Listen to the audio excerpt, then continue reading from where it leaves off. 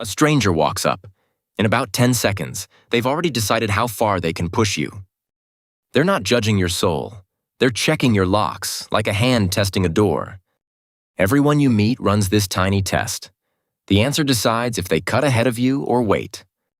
Here's the part nobody tells you. Most disrespect you collect isn't personal. It's feedback you keep misreading.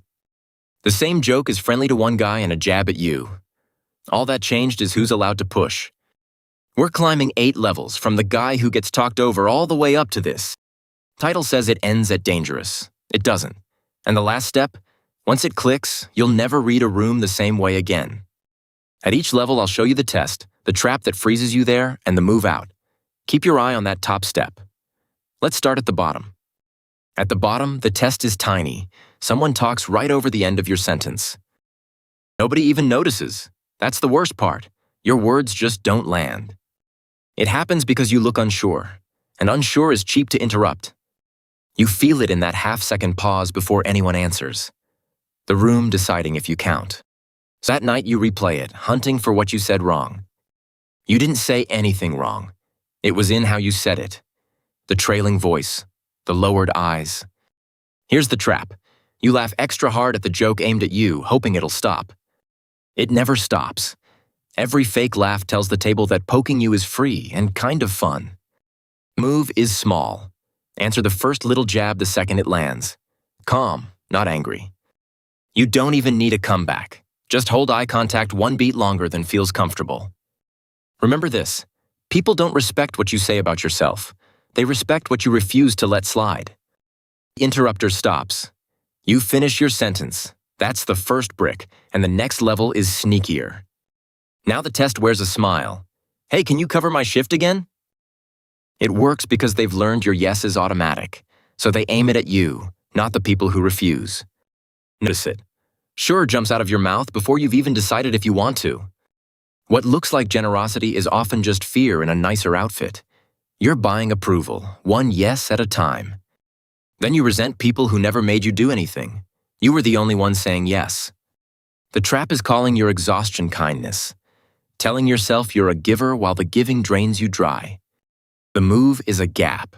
Put 3 seconds between the question and your answer, room for an honest no. Let me check and get back to you. Sounds polite. It quietly takes your decision back. Say this until it's true. A yes you can't refuse isn't generosity. It's just an unread bill. And one day you say no, and nothing bad happens. The sky stays exactly where it was. They're annoyed for an afternoon, then forget it. Turns out their disappointment was survivable all along. Your calendar fills with things you actually chose. But guarding your time wakes up a sharper test. This test is a poke at a sore spot, just to watch how fast you scramble to explain. It works because your rush to justify shows them exactly which nerve to hit next time. You feel the heat climb your neck, the urge to give a speech to a comment that deserved a shrug. The more you explain, the more you prove the jab actually found something soft. A tiny remark becomes a long argument. Afterward, you can't even remember what you were defending. The trap is thinking loud means strong, that whoever talks longest somehow wins. The move is the opposite. Lower your voice instead of raising it. Answer the point. Leave the bait. Someone says you're too sensitive? Maybe shuts the door faster than 10 minutes of proving you're not. Burn this in. You owe no defense to a question that's only fishing for a reaction. Then comes the day a dig lands, and you just let it sit there. No flinch.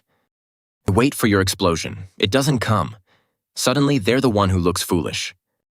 You stop bleeding energy into every provocation. And the next test isn't your words. It's your patience. Now they stop testing your temper and start testing your patience. They make you wait. Quick gut check, halfway up. How many of these have you already lived? If it's landing, hit subscribe because it only gets sharper from here. Because this is where it gets good. Anyone can stay calm on a good day. They want to see if your calm survives a rude tone, a long line, a dragging meeting. Consistency reads as power. Someone level through good and bad is almost impossible to manipulate. The room watches your face when the order's wrong. Your easy shrug says more than a speech. The trap is faking it. Calm outside, quietly surrendering inside, swallowing the boundary to keep the peace.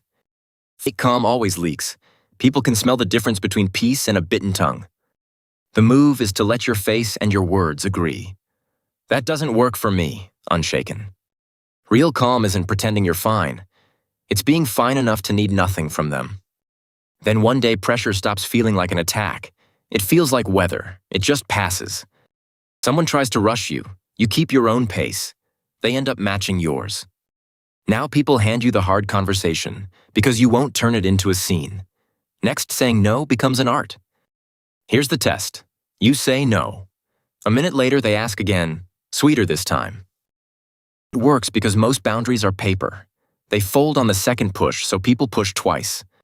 You feel the squeeze, the guilt trip, the come on, just this once, the long silence. A boundary only counts once it survives repetition. A rule you drop on the second ask was never a rule. So they try a third angle, fresh wording, watching to see if your answer wobbles at all. The trap is turning every no into a courtroom. Stack 10 reasons, and each one invites an argument. The move is the opposite of more. Repeat one short line. Same words, same calm. I understand, and the answer's still no. That's a complete sentence. It needs nothing added. A boundary you renegotiate every time it's pushed isn't a boundary. It's an opening bid. Then they start believing your first no? They skip the tired second try entirely. You learn pushing twice gets the exact same answer as once, just with more wasted breath. And your yes means something again. Everyone can tell it's a real choice, not a slow surrender. Hold a kind, firm no long enough, and people stop testing you. They start reading you. Here, the tests mostly stop. People already know your answer, so why bother asking? It runs in reverse now. Your reputation walks into the room a step before you do. You notice people checking with you first. Is this okay? Instead of just assuming. Predictable self-respect saves everyone effort. Nobody probes a line they already know the place of. A new person gets quietly warned by the others. They adjust before they ever test you. But here's the trap. You assume respect means nobody will ever challenge you again. The first real pushback feels like betrayal, and you overreact to something ordinary. Respect isn't a force field. It just raises the price of testing you. Someone desperate still pays it. The move is to hold the exact same line when the stakes suddenly jump. A boundary that bends for important people was never respect. It was fear with better manners. Keep this close. Respect is rented, not owned. You pay the rent by staying yourself when nobody important is watching. Then something shifts. People stop quoting your reputation and start quietly copying you. Someone you barely know holds their own line better because watching you made it look possible. One level left, the one people misread most. This is the level everyone gets wrong. Dangerous has nothing to do with fists. Up here, people just stop trying. They did the math. Pushing you costs more than it pays. It works because your consequences are calm and certain.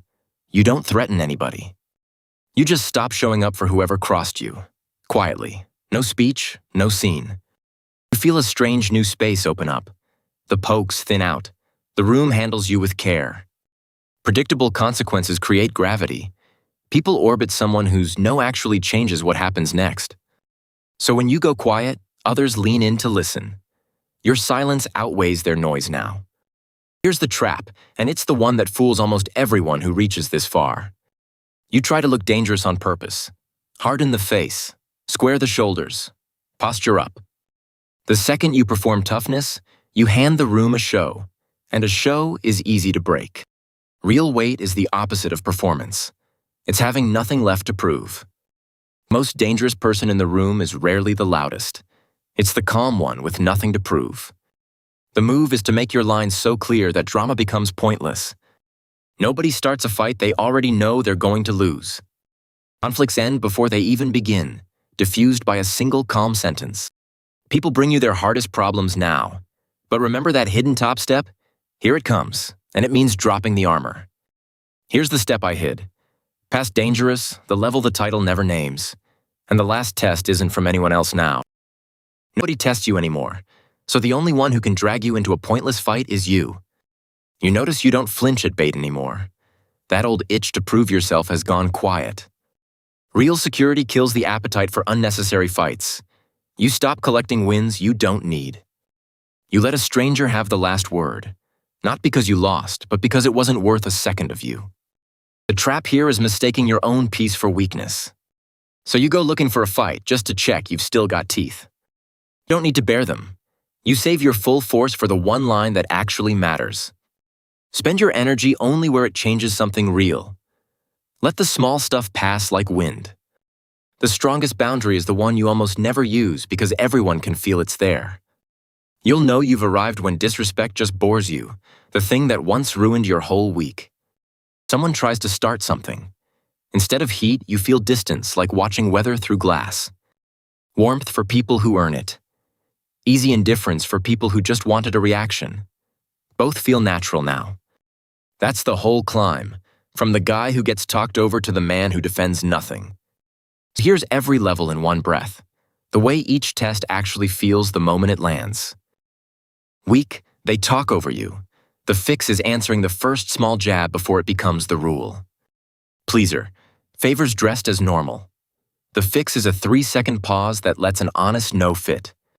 Offensive, they poke to watch you scramble. The fix is answering only the point and leaving the bait. Steady, they make you wait to see if you crack. The fix is letting your calm face and words agree. Assertive, they ask twice in a sweeter voice.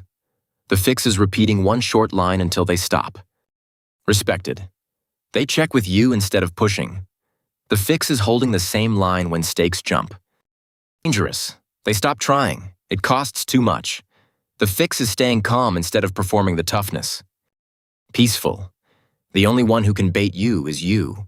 The fix is calmly declining the fight yourself. Notice it never got louder. Every level got quieter and harder to knock off balance. People treat you as information about the story they're reading. It's not a verdict on who you are. So read the test, hold the line, and don't let one rude stranger decide how you feel about yourself.